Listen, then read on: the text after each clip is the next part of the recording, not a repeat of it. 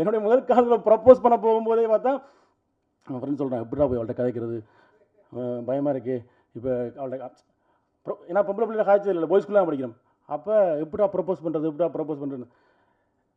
அப்போ என்னோட நம்பன் சொன்னான், இந்த லெட்டரை போய் கொடு, உனக்கு கதைக்க கஷ்டம்னா லெட்டரை போய் கொடு அப்படின்னா. இப்போ லெட்டரை போய் கொடுக்க நமக்கு ஒரு ஒரு பதட்டம் இருக்கும்ல, பயம் இருக்கும்ல. அப்போ அப்போ எங்கள் போராட்டத்தில் ஒரு ஸ்லோகன் ஒழிக்கப்பட்டிருக்கும். போராட்டத்தில் வந்து போராடும்போது இப்படி சொன்னால் ஒரு எல்லாருக்குமே தெரியுமில்ல, போராட்டத்தில் ஒரு ஸ்லோகன் சொல்லுவோம்ல. அவன் சொன்னான், அவள்கிட்ட போய் அந்த ஸ்லோகனை சொல்லு. அந்த ஸ்லோகன் சொன்னால் நம்ம இயல்பே இப்படி ஆயிரும். அந்த ஸ்லோகனை சொல்லிட்டு போட்டு ஐ லவ் யூ சொல்லிடு.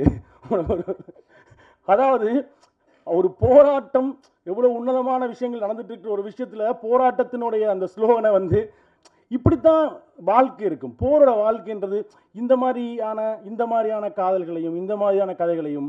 ஆனால் இதுக்கு எல்லாத்துக்கும் மேலே ஒரு போர் நிகழ்ந்துகிட்டே இருக்கும், ஒரு பதவிதப்பு இருந்துகிட்டே இருக்கும். அதுதான் இந்த படம்.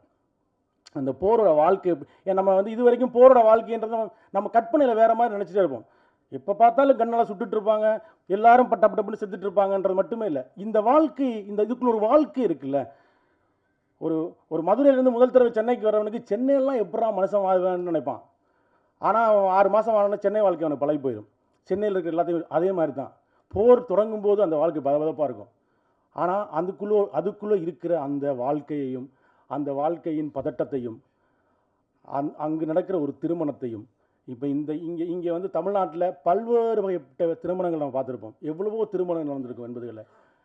அப்படி பார்க்காத ஒரு திருமணம் தான் இந்த படத்தில் நிகழுது.